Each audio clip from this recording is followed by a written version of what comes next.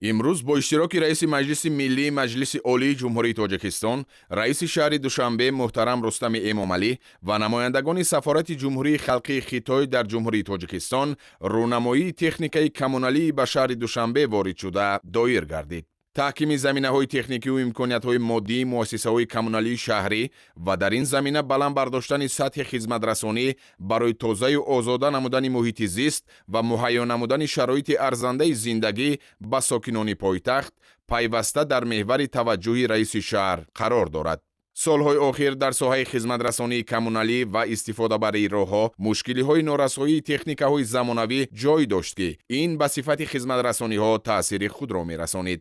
бо ибтикор ва ҳидоятҳои бевоситаи президенти Ҷумҳурии Тоҷикистон пешвои миллат муҳтарам Эмомалӣ Раҳмон ва ташаббусҳои созандаи раиси шаҳри Душанбе муҳтарам Рустами Эмомалӣ ҷиҳати ворид намудани техникаҳои замонавӣ ҳамкориҳои судманд бо ҳукумати Ҷумҳурии Халқии Хитой роҳандозӣ гардид. дар доираи ҳамкориҳо соли 2021 мақомоти иҷроияи ҳокимияти давлатии шаҳри Душанбе бо Ҷумҳурии Халқии Хитой созишнома оид ба кӯмаки техникии бебозгашт ва ворид намудани 466 воситаҳои нақлиёти гуногуни коммуналиву мусофиркашӣ ба мувофиқа расонид. Китай и Таджикистан ближайшие соседи и очень дружественные государства. Между нашими государствами и между народами имеется только срочная, давняя, традиционная дружба. И в эти праздничные дни, потому что сейчас мы с нашими таджикскими друзьями отмечаем 30-летие установления типа отношений между нашими государствами. Мы очень рады, что уважаемые председатели, уважаемые Рустами Эмомалӣ и дорогие наши таджикские коллеги и друзья организуют такую же презентацию. Это символично и имеет очень важное значение. Я думаю, что это еще раз говорит о том, что между нашими государствами и между нашими народами очень дружественные отношения. И наше дружественное сотрудничество развивается и углубляется во всех областях. бо амалӣ гардидани созишнома дар 16 марҳила то имрӯз 413 адад техникаҳо вориди пойтахт гардид ва 53 адади дигари онҳо дар ҷараёни воридшавӣ қарор доранд.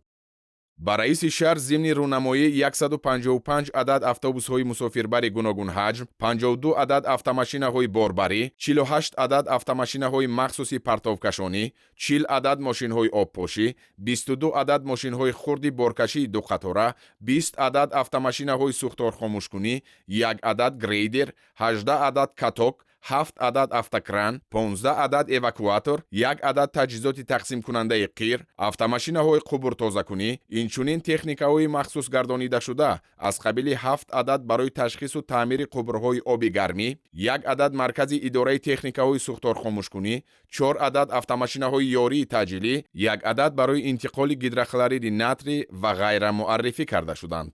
имрӯз чунон ки шоҳид ҳастем бо дастгириҳои муҳтарам раиси шаҳри Душанбе бо нав гардидани парки технологии корхонаҳои коммуналӣ аз ҷумла корхонаҳои коммуналии мусофиркашонии шаҳри Душанбе ва имрӯз мо шоҳид ҳастем ки дар ин автобусҳо ва дигар техникаҳои муассисаҳои корхонаҳои мухталифи шаҳри Душанбе ки дар маблағи 413 ададро ташкил медиҳанд барои беҳбуд бахшидан ба вазъи хизматрасонию ободонию ва на фақат барои самти нақлиёт ва дигар самтҳо бо дастгирии бевоситаи раиси шаҳри Душанбе рӯз ба рӯз афзоиш ёфта истодааст. аз ин иқдомҳои муҳтарам раиси шаҳри Душанбе мо мутахассисони соҳаи нақлиётро боз ҳам водор месозад ки мо боз тамоми сайру кӯшишҳои худро барои беҳбуд бахшидан ва баландбардоштани вазъи хизматрасонии нақлиёти дар шаҳри Душанбе барои мусофирон ва меҳмонони шаҳри Душанбе боз ҳам баланд бардорем ва корхона бо нав гардидани техникаҳои нави замонавӣ боз ҳам тамоми хизматрасонии мусофиркашон дар шаҳри Душанбе ба таври хубу назаррас бар он хоҳад монд.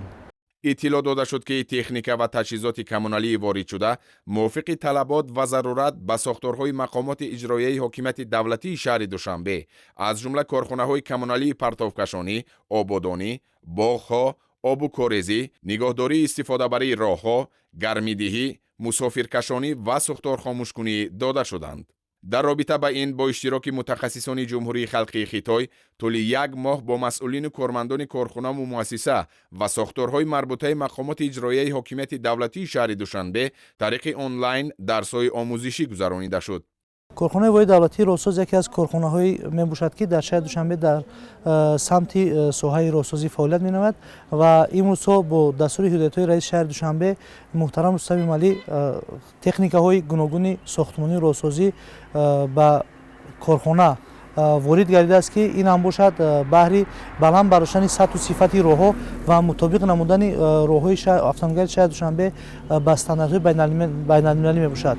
техникаҳои нав ворид гардида бечуну чаро дар самти фаъолияти соҳаи роҳсозӣ, яъне метавонад ки сатҳу сифати корҳоро баланд бардорад ва мо мутахассисонро ба он водор менамояд ки роҳҳои ҳудуди шаҳри Душанберо, яъне роҳҳои автомобилгариро ба меъёру стандартҳои байналмилалӣ мутобиқ намоем. маврид ба зикри хос аст ки бо ворид гардидани техникаҳои коммуналии мазкур паркҳои техникии корхонаҳои соҳавӣ пурра навсозӣ гардида, техникаҳои мавҷуда пуриқтидор карда шуда, фаъолияти онҳо боз ҳам самаранок ба роҳ монда мешавад.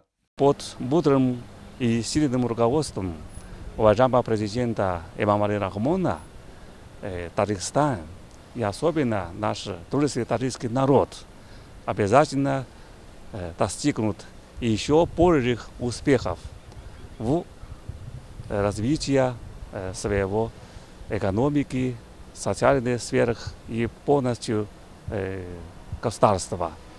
И мы уверены, что наш трудовой Таджикистан только что отметил 30-летие независимости и суверенитета. И наши таджикские друзья обязательно достигнут еще замечательных достижениях и встретят свою 35-ю годовщину и успешно осуществить и выполнить все цели развития, поставленными национальным посланием уважаемого президента его превосходительства Эмомали Рахмона. Спасибо вам. Спасибо вам большое. раиси шаҳри Душанбе муҳтарам Рустами Эмомалӣ таваҷҷӯҳи намояндагони сохторҳои мақомоти иҷроияи ҳокимияти давлатии шаҳри Душанберо ба истифодаи самаранок ва мақсадноки техникаҳои воридшуда ҷалб намуд. ҳамчунин ба масъулин ва ронандагону кормандони корхонаҳои коммуналӣ ва дигар сохторҳои марбута ҷиҳати дар ҳолати хуби техникиву санитарӣ нигоҳ доштани воситаҳои техникӣ дастуру маслиҳатҳои судманд доданд. иброз намуданд ки роҳбарияти шаҳрдорӣ минбаъд низ барои таҳким бахшидани заминаҳои техникии корхонаҳои коммуналии шаҳр ва муҳайё намудани шароити хуби корӣ ва дар ин замина барои боз ҳам беҳтар намудани хизматрасониҳои коммуналӣ барои сокинону меҳмонони пойтахт тадбирҳои заруриро роҳандозӣ менамояд.